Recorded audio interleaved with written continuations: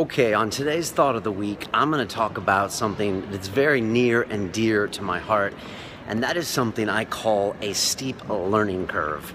Now, if that doesn't make sense to you, if you just think of any topic and at the rate you're learning and as the rate you're improving, if something's steep, it means it's really hard and yet you're making like big incremental improvements. And I call that a steep learning curve, and I've learned to cherish that over the years.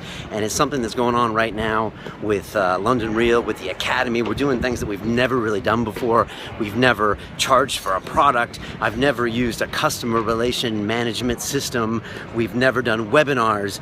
We've never done all this stuff before, and in addition to, I've never designed a set before. I've never also like given a TED talk or done a live event, and so all of these new things I'm doing, and the learning curve is so steep because I've never done it before, and so it can be frustrating, it can make you angry, but also it's super rewarding. And so I wanted to tell you that you should cherish the steep learning curve because as one of my jiu-jitsu instructors once told me, he said, "Brian, we're all a white belt at something."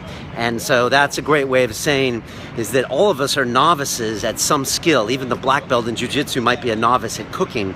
And I'm always going to take it a step further and say, you're going to cherish these moments because there'll be a point in your life where you're a master at all the things that you love, and it might get boring. I remember one time I was skydiving in San Francisco, and there was a guy with us in the plane, and he said, "I see you guys, and you guys are nervous, aren't you?" And we're like, "Yeah, we've never done this before. We're scared out of our minds." And he said, "I miss being scared." He's like, "I'm not scared anymore. I skydive upside down with my eyes closed at night, and I'm not scared."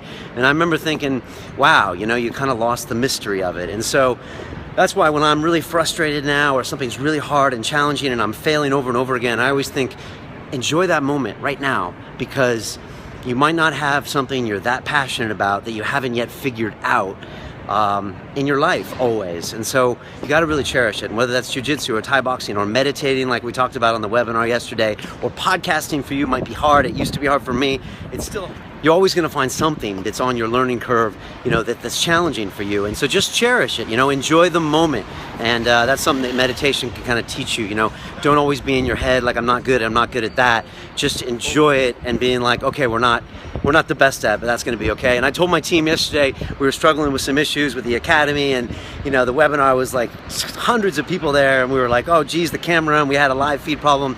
And I told them at the end, I was like, guys, I want us to figure this out. I don't want someone else to come in here and tell us how to do it. I don't want someone to come in here and solve the problems, because I want to be the guy that figured it out, and so that's the way I think about this. And I want to be on that learning curve and be learning all the time and have those good days and bad days, because it is about the struggle, and it's hard to remember that sometimes when you're actually in the struggle, but it really is that. So find something in your life, a learning curve that you can climb, and make sure that you're on it, and then make sure you're enjoying it. That could be parenting, that could be weight loss, that could be lifting, that could, like I said, be podcasting, it could be your work, it could be your degree, but just find something that's always keeping you on that edge and keep it steep. And as soon as something flattens out, go find something else to do, because there's nothing worse than someone who's mastered their game and they're bored at it. And that's what I always used to tell the young recruits in the city. They would come on, they'd sit down next to me, and they're like, "Brian, I'm never going to be as good of a broker as you. You got 8 years experience." And I'm like, "Yeah, but you have something I don't have. You are excited by the novelty of this.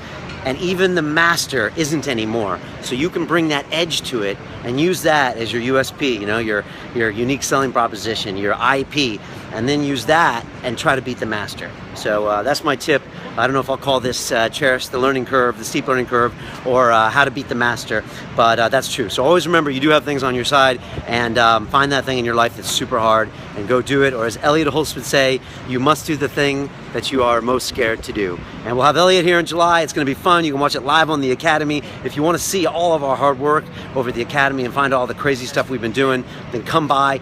Please sign up. It's free for visitors on social. You can watch the full episodes, and if you want any of the special content, my coursework, live episodes, backlogs of webinars, success secrets, bonus content, book club, meetups, we're having one at the studio, then just come on, pay the membership. It's a small investment in your future. All right, that's it, Adam, out of here. I got bankers looking at me funny.